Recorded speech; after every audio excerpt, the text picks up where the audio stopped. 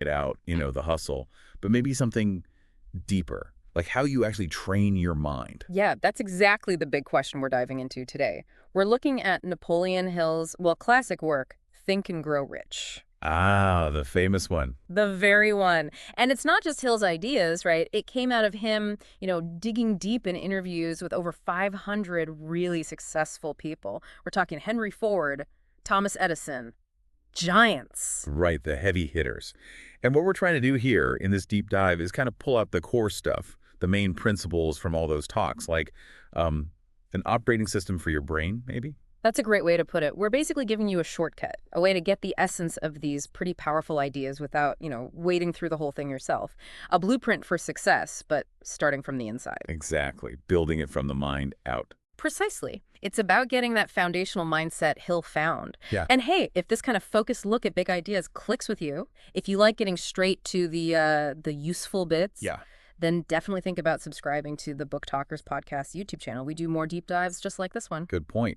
Okay, let's get into it. Yeah. Principle number 1, desire. Now, this isn't just like, oh, I wish I had, right? Hill means something way more intense. Way more intense. He calls it a burning desire. It's not casual. It's this deep, almost gut-level need for a specific thing. Okay. And the key part is you have to be super clear on exactly what you want. Details matter. How much? By when? And crucially, what are you actually willing to give up or do in return to get it? Ah, the exchange. That feels important. Less passive wishing, more active commitment. Totally. It's a deliberate mental contract almost. So for you listening right now, when you think about what you want to learn or, achieve, what's that specific thing you're really burning for? Can you picture it? What's the trade-off? Asking those questions is vital. And Hill gives a really practical first step, too. He says, write down your goals, like really write them out in detail. Pen to paper? Yep. And then repeat them to yourself every day. The idea is you're reinforcing it, making it stick in your mind, influencing your subconscious. Okay, that makes sense. Yeah. It wires it in. And that actually leads perfectly into the next one, doesn't it? Faith. It does. Now, faith here is not necessarily religious faith we're talking about, is it? It's more like conviction. Exactly. Hilly sees faith as the emotional gas in the tank for your desire. It's that absolute certainty deep down that what you want is possible, even if things look tough right now. Believing it before you see it. That's it, exactly. You see it in your mind first, you just know it can happen. And he even had a way to, build this face up, didn't he? Something about talking to yourself. Yeah, his famous line, faith is a state of mind that may be induced by autosuggestion. Basically, you can feed yourself this belief. Through consistent positive self-talk affirmations and really vivid mental pictures visualization, you're training your brain to accept it as real. So the practical step is literally using positive statements, like I'm achieving X, and spending time imagining that success, feeling it. So for you listening, what beliefs do you need to strengthen right now? What conviction fuels your learning goal? And this ties directly into number 3, autosuggestion. If faith is the fuel, autosuggestion is kind of the delivery mechanism to your subconscious. Okay, autosuggestion sounds a bit out there. How does that work? Think of it like learning song lyrics, right? You hear it enough with feeling and it just sinks in. You get stuck in your head. Exactly. So by constantly feeding your subconscious mind your clear goals and doing it with strong emotion, with that faith we talked about, you're essentially programming it, planting those seeds deep down. So repeating the goals, feeling them, goes into the subconscious, and then what? Does stuff just happen? Well, not quite magic, but it's powerful. It starts changing how you see things. You suddenly notice opportunities you missed before. Ah, okay. You find solutions quicker. Your mind starts filtering information, prioritizing what's relevant to your goal. It actually helps you learn more efficiently because you focus better. Right, it's like tuning your mental radio to the right frequency. That makes sense. And hey, if these ideas about mindset and focus are hitting home for you, just a reminder, subscribing to the Book Talkers podcast YouTube channel keeps you in the loop for more deep dives like this. Good plug. Okay, moving on. Number 4, specialized knowledge. Hill really draws a line here, doesn't he? A very important one. He stresses that just gathering tons of random information isn't the point at all. Right, because knowing a bit about everything isn't the same as knowing the right things for your goal. Precisely. Knowledge only really becomes power, Hill says, when it's organized, focused, and applied directly to your well, your burning desire. This is huge for anyone feeling totally swamped by info overload today. So forget being a trivia champ. Focus on becoming an expert in what matters for your goal. That's the core of it. Master what's critical. And, importantly, know what you don't know. Be willing to connect with others who have the expertise you lack. It's about collaboration and targeted, continuous learning. Which kind of leads naturally into the next one, which sounds pretty fun. Imagination. Yeah, this is a cool one. Hill actually breaks imagination into two types. First is synthetic imagination. Synthetic. Yeah, it's basically rearranging existing ideas, concepts, information, remixing them in new ways, like taking building blocks you already have and making something new. Okay, like combining different things you've learned to solve a problem. Exactly. Then there's creative imagination. This is presented as more intuitive, maybe a bit mysterious. It's tapping into genuinely new insights, those aha moments, ideas that seem to come out of nowhere. Ah, the eureka moment. I need That's that. what we all want when we're stuck on something, right? That flash of insight. Definitely. And Hill suggests we can actually nurture both types by deliberately setting aside time just to think. Focused thinking, brainstorming, giving your mind space to play, connect random dots, explore possibilities without judgment, like a mental sandbox. I like that. Okay, so we've got the burning desire, the solid faith, the mind programming with autosuggestion, the right knowledge, and the imagination firing. What's the absolutely critical next piece? Right, you've got all these great ingredients, but you need a recipe. That's principle 6, organized planning. Because brilliant ideas, even with intense desire, just stay ideas without a plan. Makes sense. You got to turn the vision into actual steps. Exactly. Break it down. And Hill really stresses this isn't a one-and-done thing. You make a plan, you act on it, you see what happens, and then this is key. You adjust. You tweak it based on feedback. So it's iterative, like Yeah. testing and refining. Totally. His advice is basically make a plan, test it, tweak it, but keep moving forward. Very practical, something any learner can use immediately. Yeah, love that. Keep moving. Which brings us to something that trips a lot of people up. Decision. Oh, yeah. Huge one. He'll notice successful people tend to make decisions pretty quickly, decisively, and then they stick to them unless there's a really good reason to change. Whereas people who struggle often, dithers.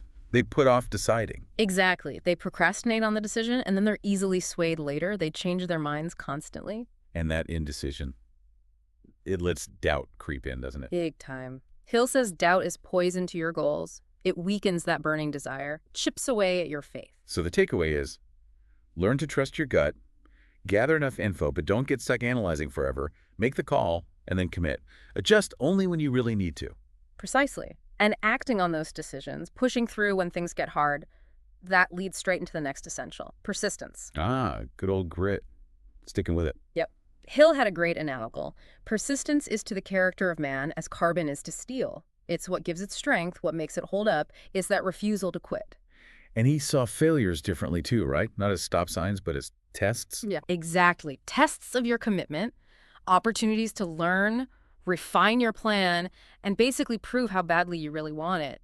Anyone learning something new knows that feeling you hit roadblocks. Persistence gets you through. So the action here is just keep showing up, do the work, day in, day out, especially when it's tough. That's the heart of it. Daily effort. Hmm. Now, the next one is fascinating. The power of the mastermind. This isn't about being a solo genius, is it? It sounds collaborative. Very much so. It's about the incredible energy, the synergy that happens when two or more people align, support each other, work towards shared goals, or help each other with individual ones. Like a support network. They're really focused one. A mastermind group, Hill called it. A place to bounce ideas, get encouragement, keep each other accountable. This taps right into that value of learning from different perspectives. So building your own personal board of advisors, kind of. People who get it, who support you. Exactly. Creating a collective brain power that's way bigger than just your own. The action is to actively find and build those supportive, collaborative relationships. Makes sense. And, you know, as we keep unpacking these powerful principles, remember, you can always revisit them and find more by subscribing over at the Book Talkers Podcast YouTube channel. Keep that learning going. Smart. Okay, the next one. The title always sounds a bit old-fashioned, maybe. The Mystery of Sex Transmutation. What's really going on there? Yeah, the language is definitely of its time, but the core idea is actually about managing powerful energy. Hill saw, let's call it vital energy or life force, which he linked strongly to sexual drive as maybe the most potent creative force humans have. Yeah. Transmutation just means changing its form. So the idea is to consciously take that really intense energy and channel it away from just the physical into other things, your work, your learning, creative projects, whatever your big goal is. So it's less literal, more about harnessing any really strong drive or emotion and focusing it purposefully. That's a much better way to think about it today. Take any strong feeling, passion, focus, even frustration sometimes, and redirect that intensity into productive action towards your goals. Okay, that clicks much clearer. Now let's go inside the mind again, the subconscious mind. Right. Hill pictures the subconscious as this huge reservoir, constantly soaking up our thoughts, beliefs, feelings, everything. It runs 204/7, influencing us without us always realizing it, like background software. And the key thing is we need to be careful what we're feeding it, right? Garbage in, garbage out. Absolutely. You wouldn't put bad fuel in your car. Same idea. Be vigilant about the thoughts and beliefs you let settle in there. The action step is really doubling down on spotting and ditching negative self-talk. Replacing it with positive stuff. Exactly. Reinforce those principles of faith and autosuggestion we talked about earlier. Feed it goal-oriented thoughts. And our actual physical brain is part of this too, according to the next principle, the brain itself. Yep. Hill saw the brain not just as storage, but as a kind of broadcasting station, sending and receiving thought energy. He believed we're constantly tuning into ideas, consciously and unconsciously. So the vibe of our own thoughts matters, not just internally, but maybe externally too. That was his perspective. Keeping your dominant thoughts positive, focused, aligned with your goals. It's crucial for your own motivation, sure, but maybe also for attracting the right ideas, people, circumstances. Interesting concept. Okay, finally we reached the summit. The sixth sense intuition. Sounds like the payoff. It really is positioned as the culmination, yeah. The result of mastering and living the other 13 principles. It's that gut feeling, that inner knowing, insights that seem beyond just logic. A connection to something bigger. Hill called it a bridge to infinite intelligence, a direct line almost. But, and this is important, he stresses it doesn't just show up, you earn it. Right, it comes after you've done the work with the other principles. Exactly. It becomes reliable once you've diligently applied desire, faith, planning, persistence, all of it. You build the foundation, and then this deeper wisdom emerges. So the action is to learn to trust your instincts, yes, but based on that solid groundwork you've laid. So pulling it all together, what's the final core message Hill wanted people to take away? He put it really clearly. Riches do not respond to wishes. They respond only to definite plans, backed by definite desires through constant persistence. Action, not just wishing. Right. And he emphasized that riches here isn't just money. It's about mental wealth, emotional clarity, understanding the huge power we all have inside us. So for everyone listening, the big takeaway from digging into Think and Grow Rich is that these principles are like a toolkit, right? A framework for tackling pretty much any goal-earning career, personal growth. Absolutely. It starts with your mindset, your internal world, and flows into focused, consistent action driven by a clear why. Maybe take a second now. Think about which of these principles really jumped out at you today. Which one feels like the key for you right now on your own journey? Yeah, what's the most relevant piece for you to focus on maybe starting today? And hey, before we wrap up, one last strong encouragement.